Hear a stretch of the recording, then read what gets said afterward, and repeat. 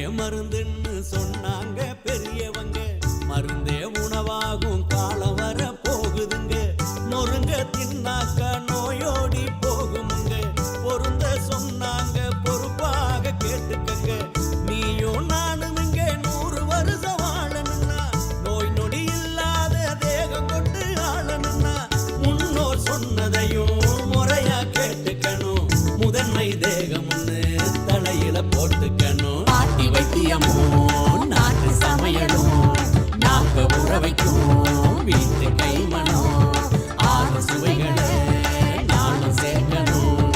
ஆரோக்கியமா வாழ அதுவே துணை வரும். உணவே மருந்துன்னு சொன்னாங்க பெரியவங்க, மருந்தே உணவாகும் காலம் வர போகுதுங்க.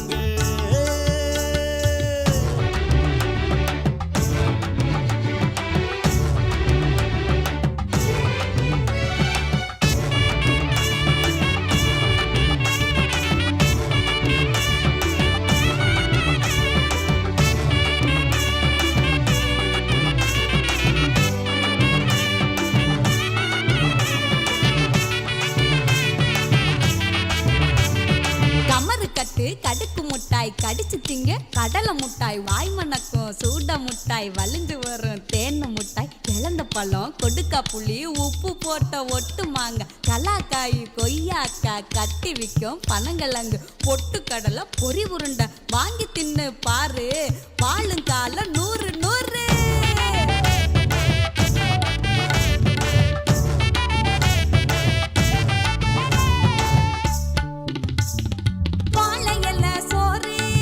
வயிற்றுக்கு நன்மை தரும் மருந்த உணவு எல்லாம் கொழுப்பை சேர்த்து விடும். பழமும் காய்கறியும் பாதி நோய் தீரும். பருப்பை சேர்த்துக்கிட்டா புரத சத்து வரும்.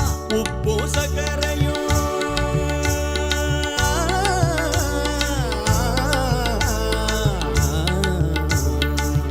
உப்பு சர்க்கரையும் அளவை குறைச்சிக்கணும். உள்ளூரில் விளைகின்ற உணவை புசிச்சுக்கணும். துரித உணவை விரும்பி உண்ணும் பழக்கம் மாறணும். தூய தேகம் வேணும்னா மதுவை தவிர்க்க